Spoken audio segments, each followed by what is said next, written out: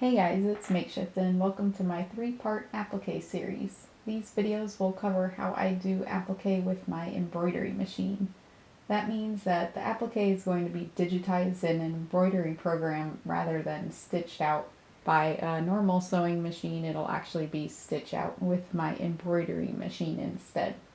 But you can still use some of the techniques that I show here if you are going to use your sewing machine instead of an embroidery machine. And if you're not familiar with applique, it's just a technique that you use to layer fabric on top of each other. So on this plush, these stripes here and also her paw pads are done with applique. So this is just the base fabric, and then you put some fabric on top of it and you stitch it on top of the base layer. So you have a stitch that attaches the fabric, and then you run a satin stitch or a very dense column stitch around the edges to secure the fabric and to make it look a little bit nicer. Applique is an alternative to doing embroidery, which is just an area filled with very dense stitches. And there's a few reasons why you might want to pick applique over embroidery. So overall it's going to be softer since you're laying fabric on top of fabric. So in the case of this plush, I'm laying minky over minky. So this whole plush is staying nice and soft because rather than having these stripes and these paw pads be embroidery, they're applique. So this plush stays nice and soft because the thread used for embroidery is often going to be harder and rougher than if you use something like minky. And applique will also lie nicer in seams. So you can see how the cleanliness of the seams are preserved, whereas embroidery is so tough and dense that if you embroider this piece, say, and it runs past this seam, then you're going to be stitching two embroidered pieces to each other. And embroidery doesn't really handle well in a seam. It tends to want to collapse in on itself almost because it's just so dense that you can't really form a nice clean seam when you're sewing over the embroidery. Also, for aesthetic reasons, if you have a plush that has as many stripes as mine does here, it's going to look more cohesive if you have applique with the same type of fabric rather than use embroidery. So if all these stripes were embroidery, it might stand out a little bit more in a way that you might not want. So it would just be clearly embroidery with very dense stitches all over, rather than just have a cohesive look that's all minky. You're going to have a large portion of your plush be embroidery. But there are some cons with applique as well. Overall, it does take a longer time to do. There's more steps involved with actually getting the fabric attached to the base fabric because you have to lay down a basting stitch to see where your fabric's going to go. And then you have to go ahead and stitch the fabric onto the base and then finally finish it up with a satin stitch. And especially if you're doing this by hand, it can take a lot longer than just stitching out an embroidered stripe per se. It also can be harder to get applique to look as clean as embroidery, so this just probably comes with practice overall.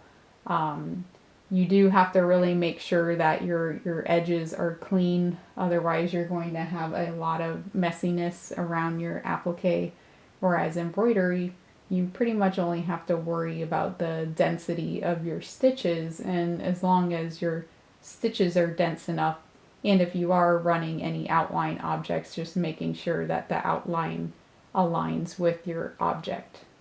But this is one of the reasons that I do applique with my embroidery machine rather than doing it by hand. This is all digitized and executed with my embroidery machine. If I were to do this by hand, it wouldn't look nearly as clean as this does now. And it's one of the advantages to go ahead and doing those extra steps to do it with your embroidery machine rather than by hand. So in this video, I'll walk you through how you can prepare your pattern to do applique. And the second video will cover digitizing applique in Embroidery, which is my embroidery program of choice. And then the final video will go ahead and stitch out these stripes using my embroidery machine. So the first thing you need to do is pattern out how you want your applique to look, and there's many different ways to do this. The first one would just be to kind of freestyle it on your own in your embroidery program. If you have the general size and shape of the object you want to do, you could just go ahead and pattern that directly in your program. That might be a little bit difficult just because you're not going to have any guidelines on exactly how it's going to fit onto your pattern.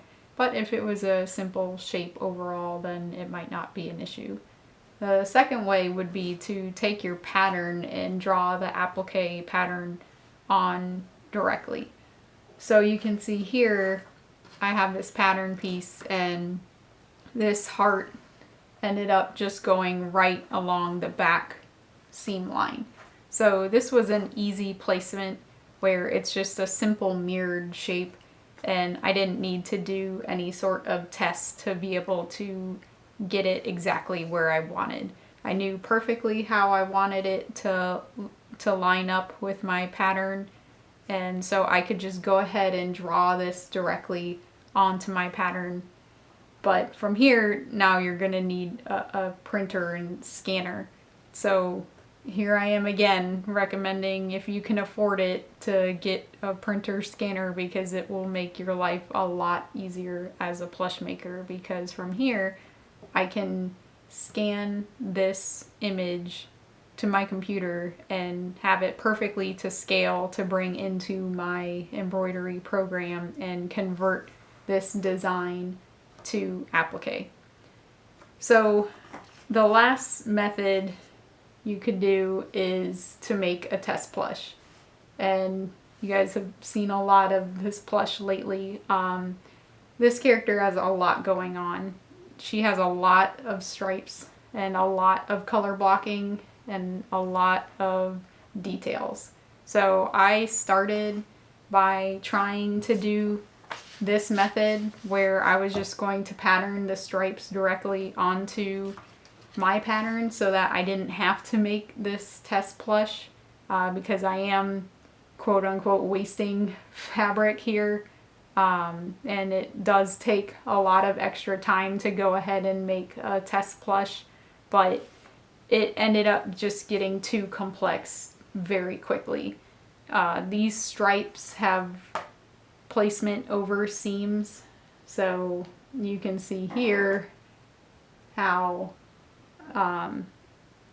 these stripes are going to cross over this thigh seam here, and that's not the only place where it does that.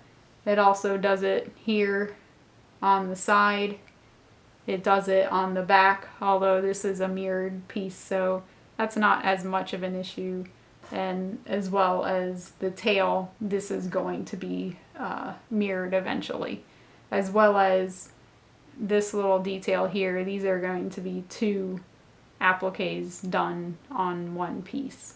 So it's really these thigh stripes that started getting me to decide to make a test plush, because if you look at them, they're not mirrored. So if you just pick one, this stripe is not the same on the other side.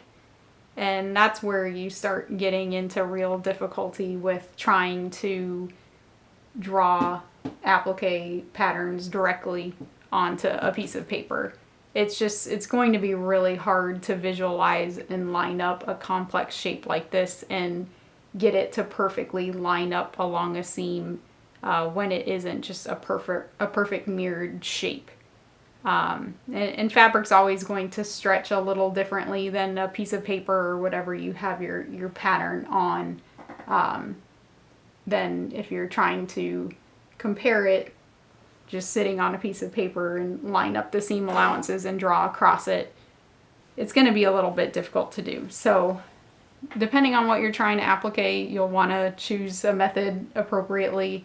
But for this example, I'm going to show you this most complex method, which is making a test plush, stuffing it, drawing on your pattern with a marker. I always use a water-soluble fabric marker, and this one doesn't fade over time. Some of the ones I've gotten from Joann's will fade over time, so if I drew all this on, the next day it would all be gone, which is really annoying. But the brand I use right now doesn't fade.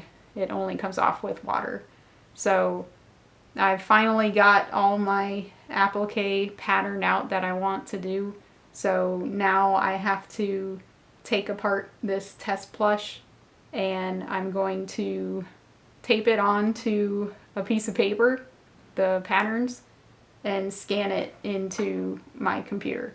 And that way I can just use this test plush directly to design my applique from. So I've gone ahead and seam ripped apart my test plush, and now I've laid my pattern pieces flat and taped them to some pieces of paper just so that I can scan them into my computer using my printer scanner. And now I can just grab these exact images and bring them into my embroidery program and just trace along the lines that I've drawn to create my applique, and it's going to line up perfectly along the seams. So let's go ahead and prepare the files for applique. So I have my pattern pieces scanned into my computer now, and I'm going to show you how to do applique with this particular piece right here. So I use Gimp to adjust my patterns and scan them in and resize them if I need to.